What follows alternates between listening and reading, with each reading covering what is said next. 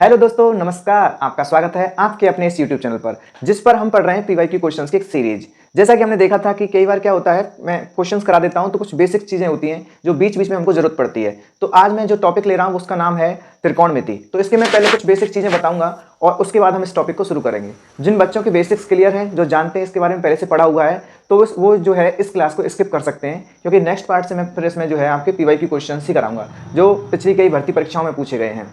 खासकर हम LDC oriented पढ़ रहे हैं फिलहाल में। तो चलिए शुरू करते हैं बिना देर किए हुए। अभी हाँ, एक बात और, जो हमने अभी क्षेत्रफल वाला जो टॉपिक था, एरिया और वॉल्यूम, वो आपको पता होगा बहुत बड़ा टॉपिक है और एरिया वॉल्यूम से जो है सबसे ज़्यादा क्वेश्चन पूछे जाते हैं। जैसा कि आपको पता है पिछली बार भी 6 से 7 क्वेश्चन पूछे गए थे। तो वो टॉपिक पड़ेगा थोड़ा लेंदी, तो मैंने अभी उसमें पार्ट 1 और पार्ट 2 किए हैं। इसके बाद में जो है उसका एक पार्ट और आएगा जिसमें मैं पूरी 1-1.5 घंटे की क्लास होगी, उसमें मैं पूरा एक साथ करा दूंगा। ठीक है, तो अब हम इसको पढ़ लें थोड़ा सा। उससे क्या बोरिंग से हो रहे थे, तो इसलिए हम अब इसको कर लेते हैं थोड़ा सा, है ना। तो देखिए, इसकी कुछ बेसिक्स बातें होती हैं।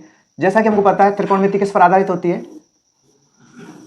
त्रिभुज पर। ठीक है, और त्रिभुज में भी हम कौन सा त्रिभुज पढ़ेंगे, केवल यहाँ पर समकोण त्रिभुज। समकोण त्रिभुज की विशेषता होती है कि यहाँ पर जैसे मान लो आपका क्या है, 90 डिग्री का एंगल है। ठीक है, जब 90 डिग्री का एंगल है तो इसके सामने जो है जो साइड होगी उसको बोलते हैं हम कर्ण। क्या कहते हैं उसको? कर्ण। इंग्लिश में बोलेंगे तो हाइपोटेनस। हाइपोटेनस।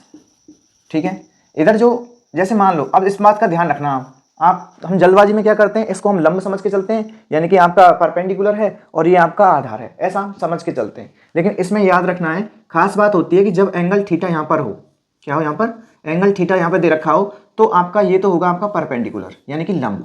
क्या होगा ये? लंब। और जो थीटा के साथ जो साइड होती है उसको बोलते हैं आधार। क्या बोलते हैं उसको? आधार। इंग्लिश में कहें तो बेस। ठीक है, इस तरह से 3 साइड होती हैं। अगर मैंने थोड़ा सा भी चेंज कर दिया, क्या चेंज कर दिया, मान लो इसमें अगर मैंने इसको इस तरह से बना दिया और मैंने यहाँ एंगल थीटा लिख दिया, तो याद रखें इस बात को, अब आपका जो परपेंडिकुलर है ये परपेंडिकुलर होगा, क्योंकि थीटा के सामने क्या होता है? परपेंडिकुलर। और अब जो साथ में जो साइड होती है उसे कहते हैं बेस, यानी कि इसका आधार हो जाएगा। ठीक है, और जो सबसे बड़ी भुजा होती है, यानी 90 डिग्री के सामने जो साइड होती है उसको बोलते हैं कर्ण। कर्ण होती है सबसे बड़ी भुजा। ठीक है, एक बात क्लियर हो गई, ये एंगल वाली। अब दूसरी बात क्लियर ये करेंगे कि इन तीनों साइडों में एक रिलेशन होता है, और वो रिलेशन क्या होता है? वो रिलेशन ये होता है कि जो सबसे बड़ी जो भुजा है यानी कि कर्ण, इसका जो स्क्वायर है वो लंब स्क्वायर प्लस आधार स्क्वायर, इन दोनों के सम के बराबर होता है। जैसा कि हमको पता है बहुत बार ये काम आएगा। ठीक है ना, तो अब हम देखेंगे इनमें क्या रिलेशन है। जैसे कि मान लो अगर एक साइड 3 है, ये साइड 4 है, तो हम इस साइड को निकाल सकते हैं, ये साइड कितने की होगी, कैसे? तो लंब स्क्वायर, यानी कि आपका ये जब मैंने थीटा यहाँ लिया है तो ये लंब हो जाएगा, तो 3 का स्क्वायर प्लस यहाँ आ जाएगा 4 का स्क्वायर, तो दोनों को प्लस करेंगे तो 3 3 9 और 4 चौक 16। ठीक है, और दोनों को जोड़ेंगे तो 25। ये किसकी वैल्यू आई है? के स्क्वायर की वैल्यू आई है। ठीक है, कर्ण स्क्वायर की। जब मुझे के की वैल्यू निकालनी होगी तो इसका रूट, अंडर रूट लेना पड़ेगा, और अंडर रूट में क्या आएगा इसका? 5। तो आपका आंसर आ जाएगा 5। ठीक है, ये बात आपको समझनी चाहिए, अच्छे से याद रहनी चाहिए। ये तीनों जो साइड्स होती हैं उनमें ये रिलेशन होता है। एंगल का आपने देख लिया, एंगल के सामने क्या होता है? लंब होता है। एंगल के साथ जो साइड होती है उसे हम बेस यानी कि आधार कहते हैं। ठीक है, अब देखते हैं नेक्स्ट बात। नेक्स्ट बात ये है कि अगर आपको इनमें से अगर कोई भी साइड, अगर जैसे मान लो अब तो ये निकालनी है, अगर ये निकालनी हो तो क्या हो जाएगा, बस थोड़ा सा अंतर है, मुझे लंब निकालना है, तो लंब के लिए क्या करूंगा मैं? अंडर रूट कर्ण का स्क्वायर माइनस आधार का स्क्वायर। समझ गए ना बात को? छोटी छोटी बातें। ऐसे ही आपको बेस निकालना है तो के स्क्वायर माइनस पी स्क्वायर, यानी लंब का स्क्वायर। ठीक है, इस तरह से आप इनको सॉल्व कर सकते हैं। ठीक है, ये बातें आपको पता होनी चाहिए। फिर देखते हैं नेक्स्ट बार।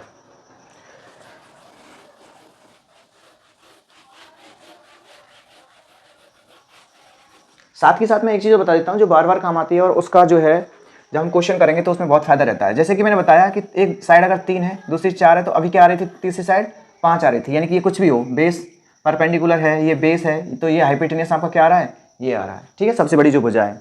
अब हम क्या करेंगे, अगर हम इसके और जो है इनको बोलते हैं त्रिक। क्या बोलते हैं इनको हम? त्रिक।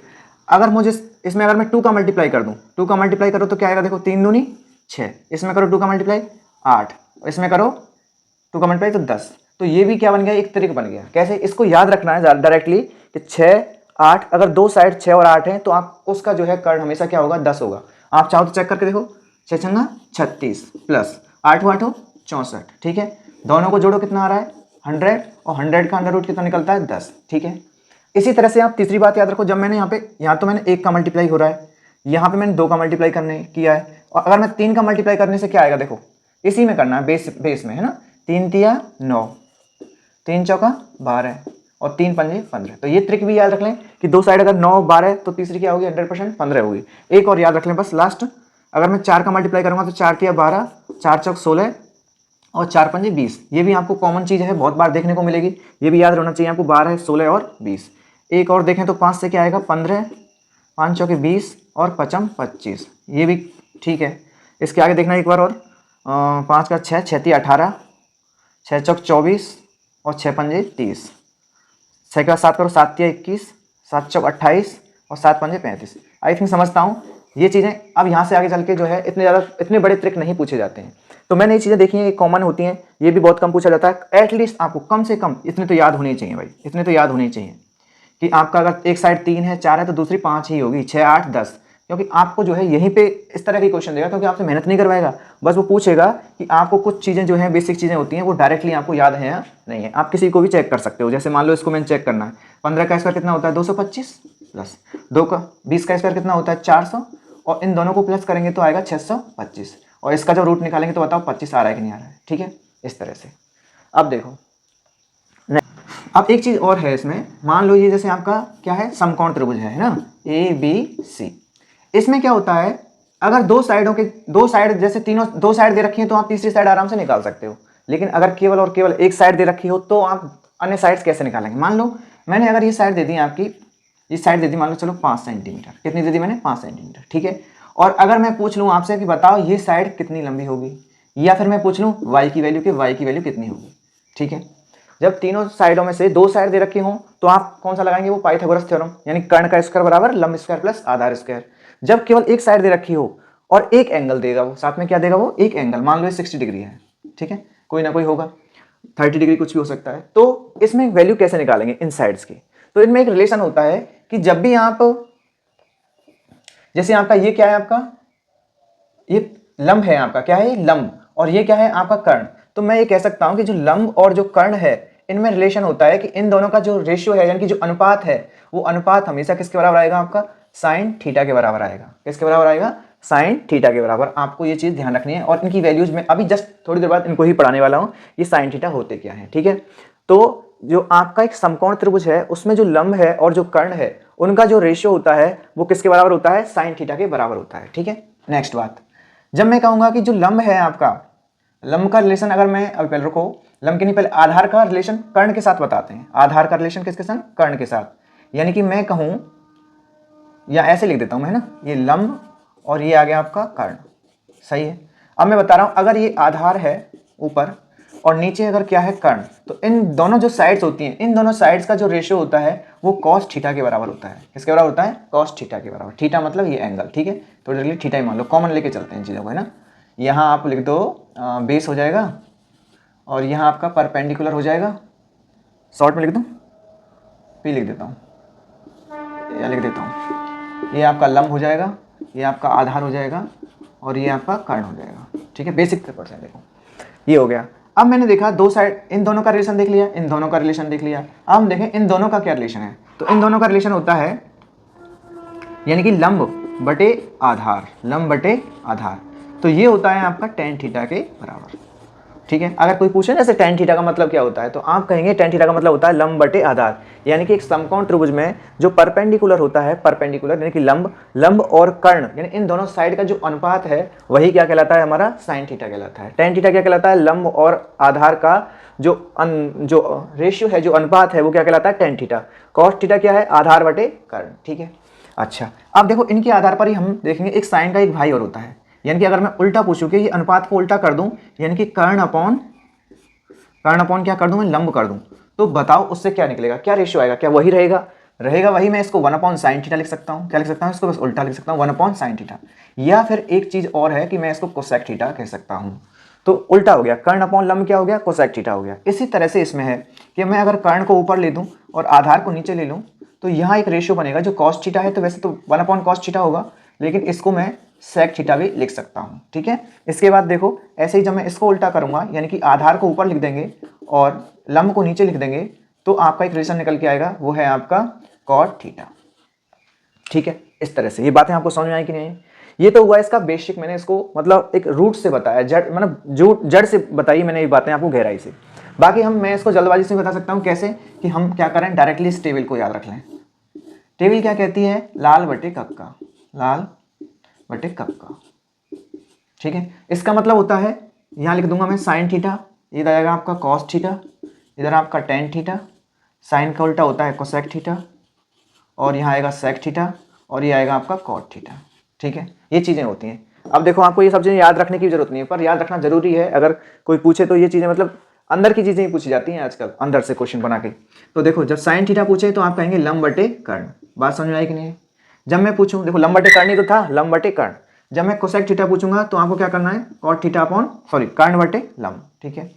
इस तरह से आप तुमको समझ में आ गया। वो कॉस थीटा क्या हो जाएगा, आधार बटे कर्ण, सेक थीटा क्या हो जाएगा आपका, कर्ण बटे आधार, और टेन थीटा क्या हो जाएगा आपका, लंब बटे कर्ण, लंब बटे आधार, उल्टा हो गया, के हो गया क्यों, इसमें लिखो आप ए। तो क्या हो जाएगा आपका, लंब बटे आधार, और ये हो जाएगा आधार बटे लंब, कॉट थीटा। देखो नीचे से चलोगे तो आधार बटे लंब, ठीक है। ऊपर से चल रहे हो टेन थीटा तो लंब बटे आधार। तो इनको डायरेक्टली याद रख लें, sine cos tan cosec sec cot, एल लाल बटे कक्का। इस तरह से आप डायरेक्टली इसको याद रख सकते हैं। बाकी समझने वाली बातें ये थी। तो देखिए अब मैं आपको निकाल के दिखाता हूँ साइड्स कैसे निकालते हैं। साइड्स निकालने के लिए एक चीज़ और है कि आपको जो है एक एंगल होना चाहिए, और उस एंगल की क्या होनी चाहिए, आपको वैल्यू पता होनी चाहिए। और वो वैल्यू आपको जो है एक टेबल के माध्यम से हम आपको थोड़ा समझाने की कोशिश करते हैं। देखिए कैसे।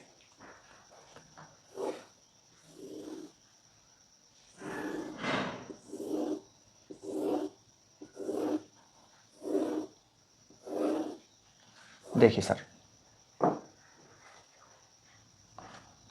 ये आएगा आपका साइन थीटा, चलो इसी को छोड़ दो, नीचे एक लाइन छोड़ देते हैं। इधर लिखते हैं साइन थीटा, इधर लिखो आपका कॉस थीटा, इधर लिखो आपका टेन थीटा, इधर लिखेंगे आपका कॉट थीटा, इधर आएगा आपका कोसेक थीटा, इधर आएगा आपका सेक थीटा, ठीक है, ठीक है। और ये बेसिक चीज़ आपको दिमाग में रखनी है कि मैंने क्या बताया था यहाँ पर, sine theta, sine cos tan cosec sec cot, cosec sec और कॉट, ठीक है जी। ये बात समझ में आई। नियम याद है, लाल बटे कक्का, ठीक है। इस चीज़ के आधार पर हम इनको देखेंगे। सबसे पहले यहाँ लिख देंगे थीटा। अगर थीटा 0 डिग्री है, या फिर 30 डिग्री है, 45 डिग्री है, 60 डिग्री है, या फिर 90 डिग्री है, ये वैल्यूज हैं इसकी। तो इनको कैसे भरेंगे, देखो साइन 0 की वैल्यू होती है 0, क्या होती है 0। 30 की होती है 1/2, इसकी होती है 1/√2, और ये √3/2, और ये होती है 1। केवल ये याद रख लेंगे आप, केवल इतना सा समझो। एक किसी का मतलब समझो फ़ोन नंबर ही है। अगर ये आपको याद हो जाता है तो आप ये पूरी टेबल आराम से मतलब बिना मेहनत किए याद कर सकते हो। कैसे, जैसे कि आपने ये याद कर लिया 0 1/2 1/√2,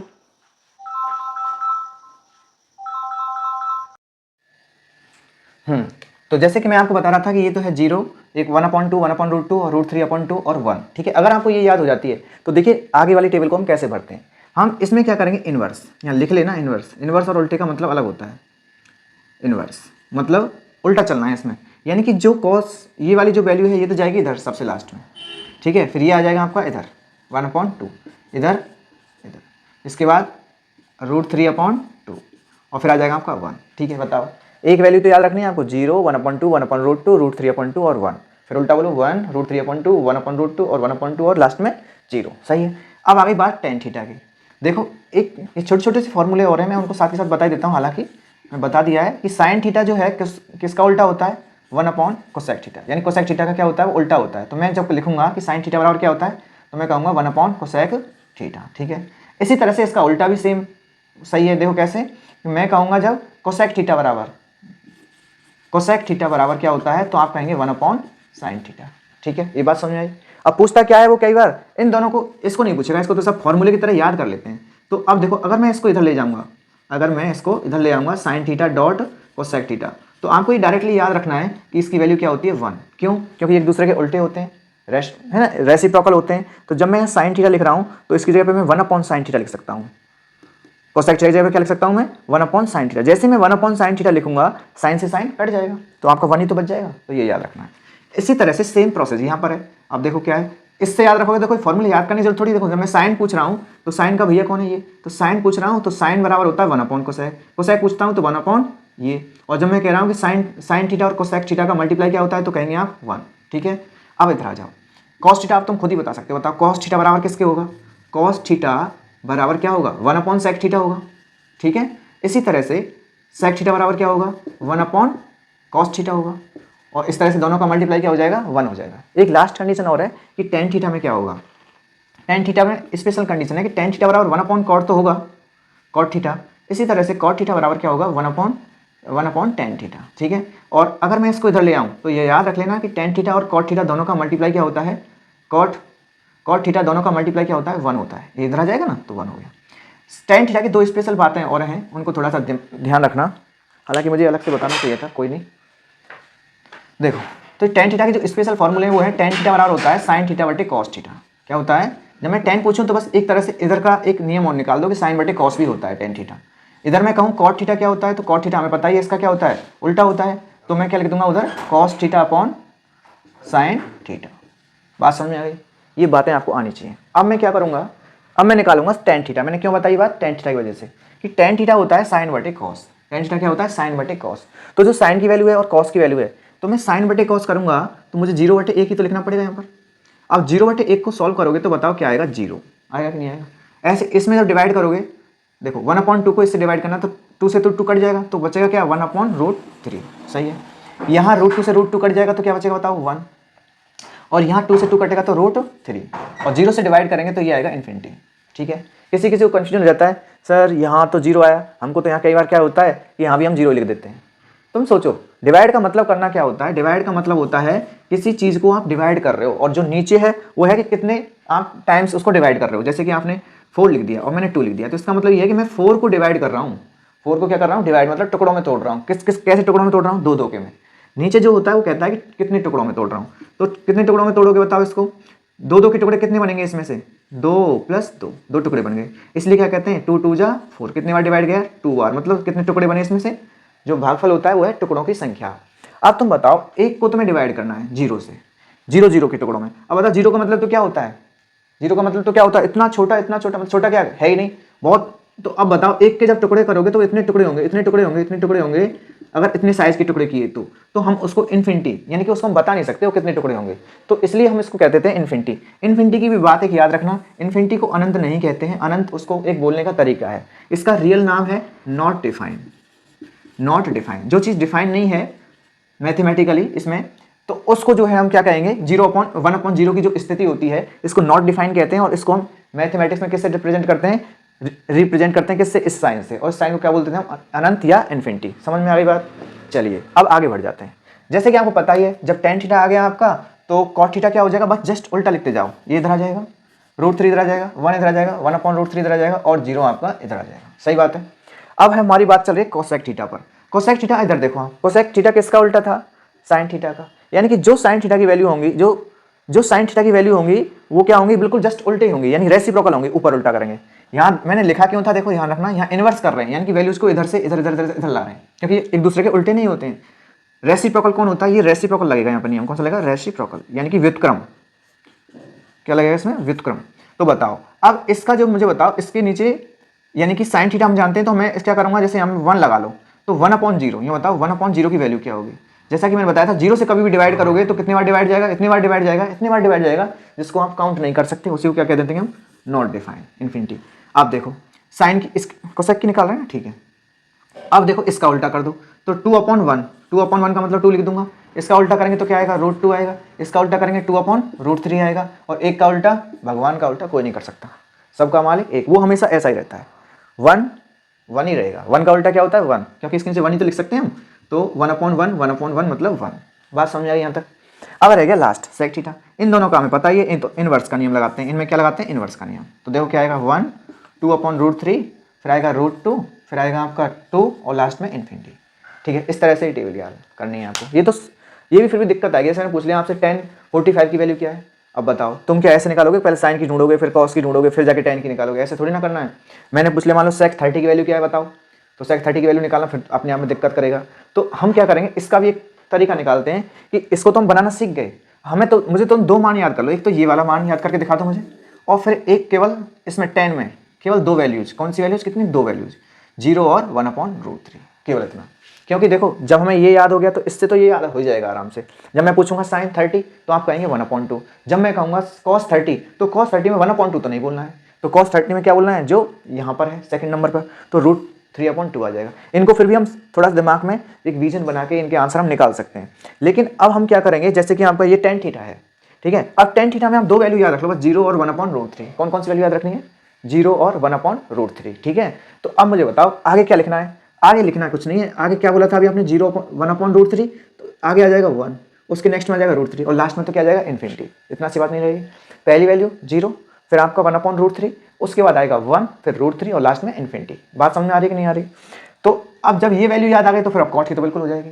ध्यान रख लेना एक बात को भी, जब मैं tan 30 बोलूँ, जैसे tan 30 आपको पता है 0 1/√3, तो आप कहेंगे 1/√3। tan 30 की वैल्यू कितनी है, 1/√3।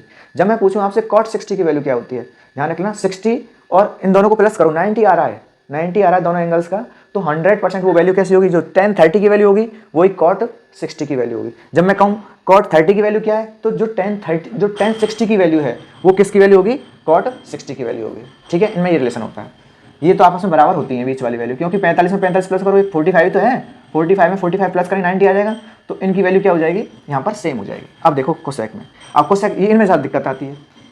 हमें जैसे पूछा, मैंने कहा था sec 30 की वैल्यू क्या है, तो थोड़ा कंफ्यूज हो गए। कोई बात नहीं, मैंने तो कहा हूँ पहली वाली लाइन याद है, sin 30 की वैल्यू क्या है ये बता दो। sin 30 की वैल्यू 1/2 है, और कोसेक क्या होता है, साइन का उल्टा होता है। तो जब ये 1/2 है तो sec 30 की वैल्यू 2/1 होगी, यानी कि 2 होगी, क्या होगी, 2 होगी। मैंने पूछ लिया मान लो आपसे cos 30 की वैल्यू क्या होगी, अब cos 30 की तुमको याद नहीं है, सॉरी cos 30 की तो आपको याद हो जाएगी, यहाँ से √3/2 आ जाएगी। मैंने sec 30 की वैल्यू पूछ ली आपसे, sec 30 की वैल्यू क्या होगी, तो sec किसका उल्टा होता है, sec किसका उल्टा होता है बताओ, sec cos का उल्टा होता है। तुम तो cos 30 की वैल्यू बता दो बस, cos 30 की वैल्यू हमें पता है, cos 30 की वैल्यू sin 60 के बराबर होगी, और sin 60 की वैल्यू क्या बताओ, √3/2, तो ये भी क्या आएगा, √3/2। जब ये √3/2 है, मैंने पूछा है sec की, तो आप क्या कर देंगे, 2/√3। बात समझ में आई कि नहीं आई। इनको थोड़ा ऐसे ही समझ के करोगे तो अच्छा है। तुम सोच रहे हो कि इसको हम टेबल को बना लेंगे वहाँ जाके, तो बनाने के लिए तो टाइम नहीं है, ठीक है। इसलिए थोड़ा समझ के करेंगे और बार बार प्रैक्टिस करेंगे तो ये चीज़ें समझ में आ जाएंगी, ठीक है। अब हम चलते हैं आगे, इसके कुछ फॉर्मूले हैं, बस उसको करके फिर इसको हम बेसिक क्लास को पूरा करके फिर नेक्स्ट क्लास में बेसिक क्वेश्चंस करेंगे, और सॉरी बेसिक क्वेश्चन नहीं, PYQs। जैसे आपको मैंने बताया ये क्या है, आपका एक समकोण त्रिभुज है ना, राइट एंगल ट्राइंगल, जैसे मैंने नाम डाल दिया इसमें A, B और C। तो बताओ मैंने क्या बताया था आपको, ये जो बड़ी वाली साइड है यानी कि AC² है वो किसके बराबर होगा, AB² प्लस, मैं थोड़ा इसको ऐसे लिख दूं, AB² प्लस BC² बराबर किसके होगा, AC²। ऐसे लिख सकता हूँ, ये तो है क्या, पाइथागोरस थ्योरम। नाम और देख लेना इसका, पाइथागोरस प्रमेय या थ्योरम, ठीक है। इसमें क्या करेंगे आप, देखो ये क्या है, मैंने क्या लिया, मान लो अगर थीटा यहाँ पर है तो ये आधार हो जाएगा, इसका क्या हो जाएगा, ये आधार। तो मैंने ये आधार लिख दिया साहब, ओके, आधार का स्क्वायर। तो ये क्या है आपका, लंब का स्क्वायर, बहुत बढ़िया। और ये क्या है आपका, कर्ण का स्क्वायर, ठीक है। अब देखो अगर मैं इस AB को मैं इस पूरे में AC से डिवाइड कर देता हूँ तो देखो क्या रिजल्ट निकलता है। AC से डिवाइड करोगे तो देखो क्या आएगा, AB/AC का स्क्वायर, BC/AC का स्क्वायर, और AC बराबर आ जाएगा आपका AC/AC का स्क्वायर। बताओ ऐसे कर सकते हैं, कोई दिक्कत तो नहीं है। मैं आपको फॉर्मूले रटा नहीं रहा हूँ, चाहूँ तो मैं लिखा सकता हूँ आपको। फॉर्मूला क्या होता है, sin² theta plus cos² theta बराबर क्या होता है, 1। फिर अगर हम करें बात तो 1 प्लस tan² थीटा बराबर होता है क्या, sec² थीटा, और 1 प्लस cot² थीटा बराबर क्या होता है आपका, cot² थीटा। चाहो तो याद कर लो, रट लो, थोड़ा समझेंगे तो भूलेंगे नहीं, और भूल गए तो कम से कम उसको अर्जेंट हुआ तो हम उसको बना भी सकते हैं। अब मुझे बताओ ये क्या है आपका, AB मैंने क्या बताया था, आधार, क्या ये आधार, और ये क्या है लंब, और ये क्या है आपका कर्ण। यहाँ एक स्थिति आ रही है, देखो आधार बटे लंब। आधार बटे लंब क्या है, मैंने बताया था इन दोनों, आधार बटे लंब ही है ना, आधार बटे कर्ण क्या है, आधार बटे कर्ण। तो मैंने बताया था आधार और कर्ण में क्या रिलेशन होता है, cos थीटा का रिलेशन होता है। क्या होता है, cos थीटा का।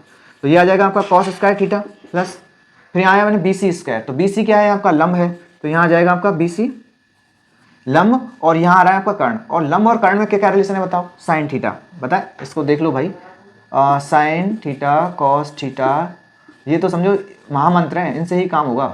कोसेक थीटा सेक थीटा और यहाँ क्या था आपका कॉट थीटा, लाल बटे कप का, इस तरह से। मैं ये कह रहा था कि ये क्या है आपका आधार है, ये भी आधार है और ये आपका कर्ण है। तो आधार बटे कर्ण क्या होता है, आधार बटे कर्ण क्या होता है, आधार बटे कर्ण, ऊपर से नीचे चाह रहे हैं तो होता है कॉस थीटा, तो ये तो लिखा है मैंने। फिर BC, ये क्या है, BC क्या है आपका लंब है, तो मैंने लिखा है लंब बटे कर्ण। तो इन दोनों साइडों में क्या रिलेशन होता है, कहाँ है लंब बटे कर्ण, ये रहा, ऊपर से नीचे आ रहे हैं तो क्या होता है इसमें साइन थीटा, तो मैं यहाँ साइन थीटा लिख दूंगा, तो ये बन गया साइन स्क्वायर थीटा।